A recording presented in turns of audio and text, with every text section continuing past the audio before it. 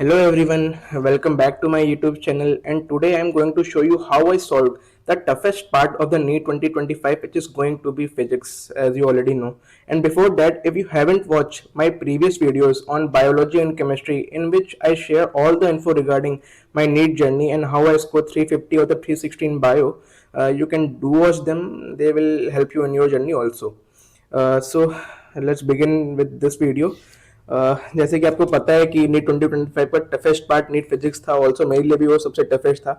मैं भी बहुत पैनिक कर गया और सिर्फ 84 आउट ऑफ 180 ही स्कोर कर पाया। तो मतलब फिर भी मेरे टीचर कह रहे हैं कि डिसेंट स्कोर है, but I don't think so. मैं मतलब 100 प्लस तो ला ही सकता था अगर मैं पैनिक ना करता।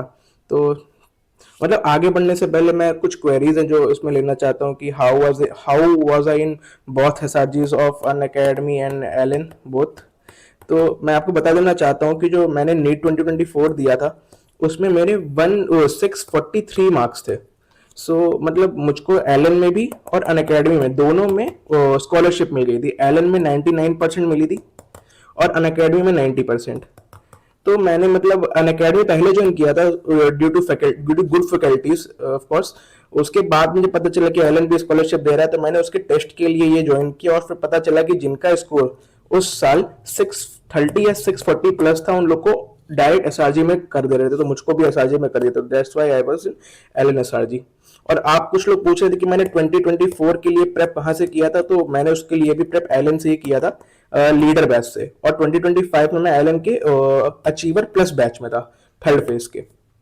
मैं अपना एसआरजी कार्ड यहाँ पे शो कर दूंगा, आप लोग देख सकते हैं। तो अब चलिए इस वीडियो को आगे बढ़ाते हैं और मैं आपको बताता हूँ कि मैंने फैकल्टीज क्या फॉलो की, स्टडी मटेरियल क्या फॉलो किया, और सबसे इंपॉर्टेंट कि एनसीईआरटी करी कि नहीं करी और रिवीजन कैसे किया। तो चलिए इस वीडियो को आगे बढ़ाते हैं और आपको बताता हूँ कि मैंने सबसे पहले फैकल्टीज क्या यूज़ की।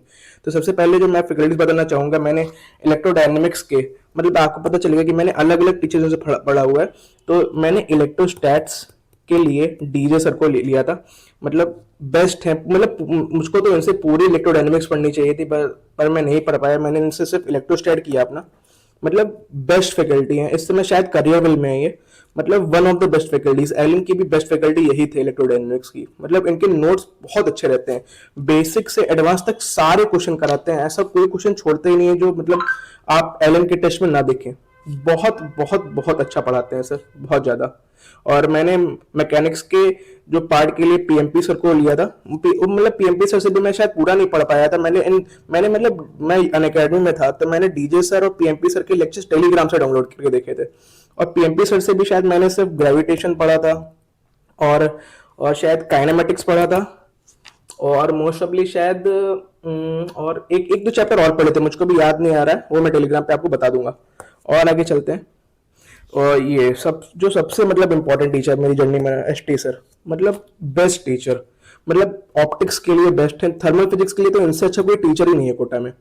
और फ्लूइड्स मैकेनिक्स में भी बहुत अच्छे, बहुत ज्यादा अच्छे टीचर हैं, हद से ज्यादा अच्छे टीचर हैं। हाँ, मतलब बहुत ही मुश्किल होता है कि इनके नोट से बाहर क्वेश्चन है, बट शायद नहीं, वो भी शायद सर ने एसआरजी पेपर में कराए हुए थे। जो मेरा वो थर्मल अल्लाह वो जो कनेक्शन वाला छूटा था, वो भी शायद एसआरजी पेपर में एक बार आ चुका था। मतलब बेस्ट है अन अकेडमी के कोटा सेंटर में टीचर ये फिजिक्स के लिए। और हाँ, आशीष गुप्ता सर, वो first of all I will tell you is a very good teacher, but मेरी नीट जर्नी में इनका रोल कुछ ज़्यादा अच्छा था नहीं। मैं आपको बताना चाहूँगा क्यों। क्योंकि मतलब इन्होंने सिलेबस बहुत धीरे चलाया। मैंने इनसे पूरी इलेक्ट्रोडायनेमिक्स पढ़ी एक्सेप्ट इलेक्ट्रोस्टैट। मैंने इनसे पूरी इलेक्ट्रोडायनेमिक्स पढ़ी, और इन्होंने मतलब सिर्फ इलेक्ट्रोडायनेमिक्स से, मतलब इलेक्ट्रोडायनेमिक्स में इन्होंने शायद विदाउट इलेक्ट्रोस्टैट शायद 70 या 60 लेक्चर ले लिए थे। बहुत स्लो पढ़ा रहे थे ये, बहुत ज्यादा स्लो। और मैं आपको बताना चाहूंगा, इन्होंने फेब में आके अन अकेडमी लीव कर दिया, और हम लोग का ऑप्टिक्स और मतलब जो बड़े बड़े चैप्टर्स थे प्लस सेमी भी शायद इन्होंने मतलब अच्छे से नहीं पढ़ाया था, छोड़ दिया था। मैंने बाद में खुद से किया था, इन्होंने ये बड़े बड़े टॉपिक छोड़ दिए थे। तो मतलब इनकी वजह से मेरा बहुत लॉस हुआ, बहुत ज्यादा लॉस हुआ कि मेरा जो सिलेबस था जो फेब में कंप्लीट होना चाहिए था, वो मार्च एंड तक एक्सटेंड किया। तो मैं मतलब इनके बारे में एक बात और बताना चाहूंगा। मतलब अगर आपकी फिजिक्स बहुत ज्यादा वीक है, मतलब आपके फिजिक्स में 40 टू 50 मार्क्स आ रहे हैं, तो ये आपके लिए बेस्ट है, क्योंकि आपको 40-50 से 140 या 160 तक ले जा सकते हैं। पर उन स्टूडेंट्स के लिए बहुत ही मतलब मैं नहीं कहूँगा रिकमेंड करूंगा इनको, जिनके ऑलरेडी 140 प्लस नंबर आ रहे हैं फिजिक्स में। मैं इनके लिए रिकमेंड नहीं करूंगा, क्योंकि ये उनको 180 पे नहीं पहुंचा सकते हैं, क्योंकि ये कुछ जो एडवांस कॉन्सेप्ट होते हैं वो छोड़ भी देते हैं। वो पता नहीं, वो शायद इस साल भरे पढ़ा रहे हो, पर जब हम मुझको अनअकैडमी में पढ़ाया था तब उन्होंने कुछ कुछ कॉन्सेप्ट छोड़ दिए थे। तो मैं उनके बारे में सिर्फ इतना ही कहना चाहूंगा। और आगे बढ़ते हैं। मतलब और बोल ही देता हूँ मैं। मेरे कुछ दोस्त थे मतलब जिनकी AIR और अच्छी आ सकती थी, मतलब मेरे कुछ दोस्त हैं जिनकी AIR 5 के 6 के है, उनकी और AIR और अच्छी आ सकती थी, पर वो इसी पे स्टक कर गए। उनकी मेरे हिसाब से 2K के आसपास रैंक करनी चाहिए थी, पर वो यहाँ पे स्टक किया due to syllabus completion only, क्योंकि उनकी इन्हीं की वजह से सिर्फ हम लोग का सिलेबस मार्च एंड तक एक्सटेंड किया। अगर ना यूज करते तो और पहले हो सकता था, पर अब क्या कर सकते हैं। सिर्फ मैं अपने रिग्रेट्स ही शेयर कर सकता हूँ आपसे। मैंने और जो मेरी मेजर मैकेनिक्स थी पूरी, मतलब जितना भी NLM, basic math, center of mass, हर चीज के लिए मैंने एसेसर से किया था। ये शायद अभी पढ़ा नहीं रहे हैं कहीं पे, मुझको पता नहीं है सही से, मतलब बेस्ट टीचर है मैकेनिक्स के लिए बहुत ज्यादा। मतलब स्टेटमेंट बेस्ड क्वेश्चन थोड़े कम कराते हैं, पर अगर आपको न्यूमेरिकल बेस्ड करना है, अप्रोच आपको रखनी है, तो बहुत अच्छे सारे हैं। और मैंने SHM और वेव्स के लिए वायन सर से पढ़ा था। ये भी बहुत अच्छे टीचर हैं SHM वेव्स के लिए, एलन में पढ़ा चुके हैं पहले, और बहुत अच्छा पढ़ाते हैं। इनके नोट्स बहुत अच्छे हैं, बहुत कंसाइज रहते हैं और सारे प्रोफाइल कवर करते हैं क्वेश्चंस की। तो ये सब सर्च के बारे में हो गया। अब आगे चलते हैं कि मैंने स्टडी मटेरियल्स क्या फॉलो किए। तो मैंने ऑर्डर में लगा रखा है जो मैंने पहले सॉल्व किया। तो सबसे पहले बात करेंगे, सबसे पहले मैंने मॉड्यूल्स किए, जो मतलब बहुत लोग पूछते हैं मुझसे कि भैया पहले करना क्या चाहिए चैप्टर पढ़ने को। तो मैं यही कहूंगा, आप अपने चैप्टर्स पढ़ें, नोट्स बनाएं, नोट्स पढ़ने के बाद सबसे पहले आप अपने मॉड्यूल लगाएं। सबसे पहले मॉड्यूल के बाद मैं रेस करता था एक्स्ट्रा एज ग्लांस। अब लोग कहेंगे कि आप साथ में करते थे कि वेट करते थे। मैं साथ ही साथ जैसे चैप्टर हुआ पूरा सब लगा लेता था, कि अगर बाद में मेरा मन करे तो मैं एक बार दोबारा लगा सकूं। ये चीजें एक बार लगाने से फायदा नहीं मिलता है, अगर आपने इसका 1 से 2 बार रिपीटिशन दिया है तब ये फायदा करेगा। और मतलब आपको हर चीज कंसाइज रखनी पड़ेगी कि जिससे आप 2 से 3 बार रिपीट कर सकें, तभी मतलब आपका वो कॉन्सेप्ट बार बार रिवाइज होता रहेगा। वरना अगर आपने सिर्फ एक बार लगाया है और वो क्वेश्चन आपके मतलब दे जाए आपको 2 हफ्ते बाद, तो आप नहीं लगा पाएंगे। उसके बाद मैं JEE के PYQ लगाता था। NCERT Intex plus back exercise, ये मैं बताना चाहूंगा कि मैंने सिर्फ 12th की जो चैप्टर्स है उसकी बहुत अच्छे से लगाई है। 11th में मैंने कुछ ही चैप्टर्स मतलब टच किए थे, जैसे कि NLM हो गया, फ्लूइड्स हो गया, थर्मल हो गया, सिर्फ इन्हीं के लगाए थे।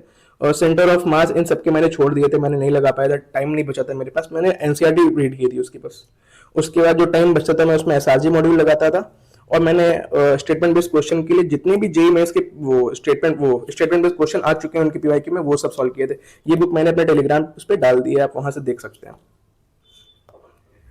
और मतलब मैं एक वीडियो अटैच कर दूंगा आपको दिखाने के लिए कि SRG मॉड्यूल में कोई एक चैप्टर दिखा दूंगा कि SRG मॉड्यूल कैसा होता है और कितना हेल्पफुल है वो। तो मैं वीडियो ऐड कर दूंगा, आप वो देख लीजिएगा। So this is the Allen module which I have talked about in my video. तो मैं आपको इसका इलेक्ट्रोडायनेमिक्स का क्वेश्चन दिखा देता हूँ कैसा होता है। तो जैसे कि पहले इलेक्ट्रोस्टैट, आप इलेक्ट्रोस्टैट के क्वेश्चंस देखिएगा कि जैसे कि ये क्वेश्चंस देखिए, फोर्स वाला 11th नंबर। अब मतलब आप हम लोग को जब मैंने किया था मुझको तो लगता भी नहीं था कि मतलब ये क्वेश्चन ऐसे नीट में आ सकते हैं, पर ऐसे क्वेश्चन आए नीट में इतने लेंदी। तो मतलब आपने अगर एक बार ये सब प्रैक्टिस किया है तो मतलब ऐसे कुछ अलग क्वेश्चंस नहीं रहते। ये JEE मेंस डिराइव्ड रहते हैं, और कुछ क्वेश्चंस जो मतलब टीचर अपने आप से डिजाइन करते हैं वो भी मतलब PYQ डिराइव्ड ही होता है ज़्यादातर JEE मेंस या एडवांस की। मतलब क्वेश्चन थोड़े और मतलब ज़्यादा अच्छे रहते हैं, जैसे कि क्वेश्चन नंबर 26 जो मैंने मतलब अभी तक सॉल्व नहीं किया। बहुत अच्छे क्वेश्चन है इसमें, मतलब अगर आप लगाते हैं तो कॉन्सेप्ट और अच्छे हो जाएंगे। पर मैं ये चीज़ रिकमेंड करूँगा, पहले आप अपना मॉड्यूल लगाएं, रेस, ग्लास, NCERT, उसके बाद इस पर जंप करें। और मतलब एक बार लगाने से कोई फायदा नहीं है, आप लिमिटेड नंबर ऑफ क्वेश्चंस लगाएं इसके, पर 2 बार लगाएं। मतलब ये सब क्वेश्चंस देखिए, मतलब बहुत हार्ड। कुछ क्वेश्चंस देखिए मैंने छोड़ दिया क्योंकि मेरे पास टाइम नहीं था इतना लगाने का, पर मैंने कुछ क्वेश्चन सॉल्व किए हैं, और जो क्वेश्चंस किए उसको एक बार और लगाया है।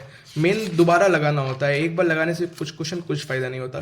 जैसे कि ये देखिए क्वेश्चन नंबर 21, मतलब बहुत अच्छे क्वेश्चन हैं। मतलब करंट इलेक्ट्रिसिटी मैंने बहुत कम ही सॉल्व किया, पूरा सॉल्व नहीं कर पाया, बहुत टाइम कम था मेरे पास। कैपेसिटर में भी यही हुआ, मैंने ज़्यादा सॉल्व नहीं किया। आप MEC पे चलते हैं। MEC मैंने पूरी सॉल्व की थी, क्वेश्चंस बहुत अच्छे थे MEC के। ये देखिए क्वेश्चन नंबर 21, ये भी बहुत अच्छा है, ग्राफ बेस्ड। और मतलब जो आपको जो हार्ड क्वेश्चन दिखते हैं ना जो भी टेस्ट सीरीज में, वो जनरली यही सब क्वेश्चंस रहते हैं, जो 1-2 क्वेश्चन आपके फंसते हैं। और अगर आपने ये भी लगाया हुआ है तो आपका कोई क्वेश्चन मतलब मेरे हिसाब से तो नहीं फंसना चाहिए फिर मेजर या माइनर टेस्ट में आपके। क्वेश्चन नंबर 25 और 24 दोनों बहुत अच्छे हैं। 24 तो शायद JEE मेंस का PYQ है, हाँ JEE मेंस का PYQ। क्वेश्चन नंबर 29 भी बहुत अच्छा है। सारे क्वेश्चन मतलब बहुत अच्छे हैं। आप इसको मतलब इसकी इलेक्ट्रोडायनेमिक्स तो एक बार आप ट्राई कर सकते हैं। इलेक्ट्रोडायनेमिक्स हो गया ये। और एक और चैप्टर जो मैं अपना आपको कहूँगा कि आप एक बार लगा लीजिएगा, वो था इसका सेंटर ऑफ मास और रोटेशनल मोशन। मतलब बहुत अच्छे अच्छे क्वेश्चन थे इसमें, बहुत ज़्यादा अच्छे अच्छे क्वेश्चंस। और कहाँ गया, खासकर इसमें सेंटर ऑफ मास में आप क्वेश्चंस देखिएगा। सिक्स क्वेश्चन नंबर 6 तो एम्स का है, एम्स का PYQ। क्वेश्चन नंबर 8 भी बहुत अच्छा है, देख सकते हैं क्वेश्चंस की वैराइटीज़, सारे क्वेश्चन बहुत अच्छे हैं। तो चलिए यही था SRG मॉड्यूल 11 का। मैं इसको भी अपलोड कर दूंगा अपने टेलीग्राम पे। तो चलिए अब चलते हैं एनसीईआरटी एंड रिवीजन पे। सबसे पहले मैं रिवीजन की बात करूंगा कि मैं रिवाइज कैसे करता था। तो मेन तो होता था कि मैं माइनर टेस्ट के लिए कैसे रिवाइज करता था, या फिर उससे पहले मैं बता देता हूँ कि आपके माइनर टेस्ट में जो बहुत लोग पूछ रहे हैं कि आपके मतलब मेरे जो मार्क्स रहते थे फिजिक्स में, वो मतलब लगभग हर टेस्ट में, एसआरजी की बात नहीं कर रहा हूँ, लगभग हर टेस्ट में 155 प्लस ही रहते थे। ये इस वजह से रहते थे कि मैंने क्वेश्चंस की सारी प्रोफाइल देख रखी थी। और अब वो क्वेश्चन की सारी प्रोफाइल मैं कैसे देख सकता हूँ? पहले मैं मॉड्यूल लगाता था, मॉड्यूल के बाद रेस के बाद एक्स्ट्रा एज के बाद ग्लांस, फिर जेई में PYQ, उसके बाद एनसीईआरटी। तो ऐसे कोई क्वेश्चन बचते ही नहीं थे। मतलब जो पेपर में जो मेरे क्वेश्चन आता था, उसकी प्रोफाइल मैंने पहले से ही देखी होती थी। वो ज्यादा से ज्यादा क्या करेंगे, वैल्यूज चेंज करेंगे। कई बार तो वो लोग वैल्यूज भी चेंज नहीं करते थे, मैं तो डायरेक्ट देखे क्वेश्चन तैयार रहता था कि ये आंसर ही होगा। तो आप ऐसे अपने नंबर बढ़ा सकते हैं टेस्ट में। तो ये मेरी रिवीजन स्ट्रेटेजीज रहती थी। टेस्ट से पहले मैं मतलब जितने भी थे सबके मॉड्यूल वॉड्यूल सब सॉल्व करता था दोबारा। मैंने मतलब मुझको याद है जो सेंटर ऑफ मास की एक एक्सरसाइज थर्ड होती है अनअकैडमी के मॉड्यूल में, वो मैंने मल्टीपल टाइम्स लगाई थी, मतलब बहुत ज्यादा बार लगाई थी। तो क्वेश्चंस भी याद होने लगे थे उसमें। मतलब जेई मेंस के क्वेश्चन से कुछ कुछ मतलब शायद एम्स के भी क्वेश्चन थे, वो मैंने मल्टीपल टाइम्स लगा ली थी। तो आप ऐसे ही मतलब सारी प्रोफाइल्स तैयार कर सकते हैं। और एनसीईआरटी की बात करें, एनसीईआरटी में जो सबसे इंपॉर्टेंट रहता है, अच्छा मैं अभी एनसीईआरटी लाके उसको उसी में एक्सप्लेन कर दूंगा आपको, वीडियो इसमें अटैच कर दूंगा, आप देख लीजिएगा। अब मैं बताता हूँ आपको मैंने अपनी एनसीईआरटी कैसे पढ़ी थी, और इसके लिए मैं आपको अपनी क्लास 12th की पार्ट 1 दिखाता हूँ जिसमें मेरे पूरा इलेक्ट्रोडायनेमिक्स है। मैंने मतलब अपना इलेक्ट्रोस्टैट का एनसीईआरटी नहीं पढ़ा था क्योंकि मेरा बहुत लास्ट में कंप्लीट हुआ था और मेरे पास टाइम नहीं था, तो इसलिए मैंने इसमें सिर्फ क्वेश्चन प्रैक्टिस की थी। और मतलब एनसीईआरटी के जो मोस्ट ऑफ द क्वेश्चन थे वो डीजे सर ने क्लास में ही करा दिए थे नोट्स में। तो मतलब ये क्वेश्चन हो गया, सब नोट्स में ही पहले सर ने करा दिया था, तो इतनी नीड नहीं पड़ी इसको करने की। और मैंने करंट से और पूरा एंड तक मतलब बार बार मैंने सॉल्व किया। तो मैं आपको करंट की एनसीईआरटी दिखा देता हूँ। जैसे कि मैंने सारे इंटेक्स्ट क्वेश्चन सॉल्व किए थे। थोड़ी बुरी हालत में एनसीईआरटी, प्लीज़ वो करिएगा। सारे जितने भी ग्राफ होते थे, जैसे ये क्वेश्चन एलन के मेजर में पिछले साल आया था, मुझे पता ही नहीं था कि ये है भी एनसीईआरटी में कि नहीं। मुझे इस साल पता चला था कि ये चीज़ें भी एनसीईआरटी में है। एजी सर ने मतलब टाइम भले लिया हो, चाहे पढ़ाया जैसा भी हो, पर उन्हें एनसीईआरटी पूरी कवर कराई थी, ये बात मैं कहूँगा। मतलब हर चीज़ एनसीईआरटी की मैं दिखा देता हूँ। मतलब ऐसे आपको सारे क्वेश्चंस, ये हो गया, ये बहुत इंपॉर्टेंट है यहाँ पे। और मतलब हर चीज़ पॉइंट्स टू पॉइंटर भी मैंने पूरे पढ़ लिए थे। एनसीईआरटी पूरी पूरी एक्सरसाइज मैंने लगाई थी जो सबसे इंपॉर्टेंट होती है इसमें। और एमईसीबी भी मैंने यही किया था, सारे क्वेश्चंस किए थे उसके, और मार्किंग भी कर ली थी कि मेजर में आ सकता है, ये उसमें आ सकता है, हर चीज़ मैंने कर ली थी। Graphs, everything, points to pointer was much more important. मैंने हर चीज़ मतलब ऐसे करके रख ली थी, एक्सरसाइजेज भी, मतलब हर चीज़। मेन तो इसकी एक्सरसाइज होती है। और जो सबसे इंपॉर्टेंट चैप्टर लगा मुझको, मैं आपको बता देता हूँ।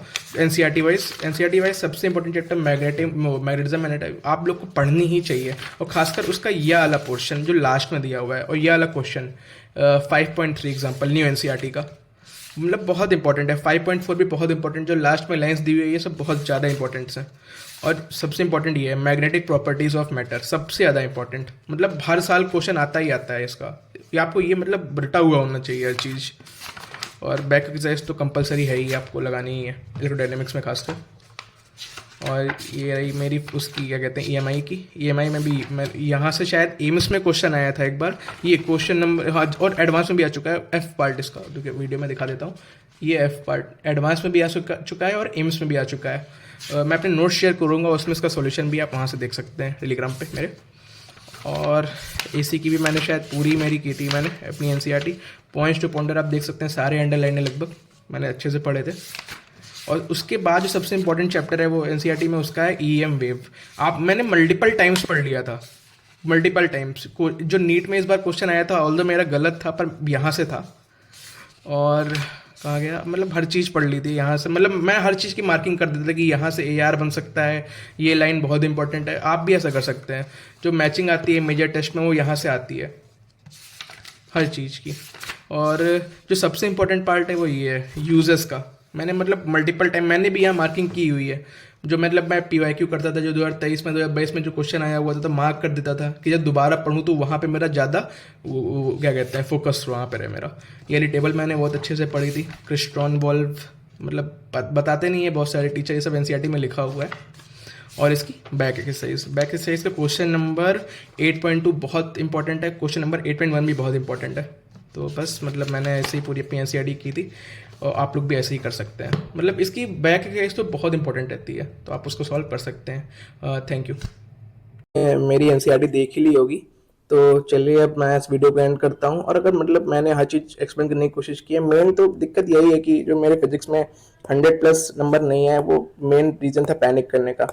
मैंने मतलब सबसे पहले बायो सॉल्व की, उसके बाद फिजिक्स, उसके बाद केमिस्ट्री, जिसकी वजह से मेरा केमिस्ट्री भी थोड़ा बहुत इफेक्ट हुआ, उतना ज़्यादा नहीं हुआ पर थोड़ा बहुत इफेक्ट हो गया।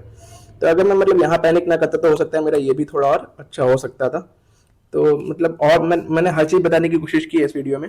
अगर कोई भी चीज़ मुझसे छूट गई हो तो आप बेझिझक आप कमेंट सेक्शन में पूछ सकते हैं, मैं एक्टिव रहता हूँ, मैं आपके सारे क्वेरीज का रिप्लाई दे दूंगा। और मतलब मैं अपने टेलीग्राम पे सारे मेरे नोट्स जितने भी हैं मैंने सब शेयर कर दिए हैं, और जो नहीं किए हैं फिजिक्स के जैसे वो मैं अपलोड कर दूंगा। एसआरजी के भी सारे मॉड्यूल अपलोड कर दूंगा, तो आप मेरे टेलीग्राम चैनल भी ज्वाइन कर सकते हैं। तो बस आज के लिए इस वीडियो में इतना ही, तो नेक्स्ट वीडियो में मिलेंगे। Thank you so much for watching.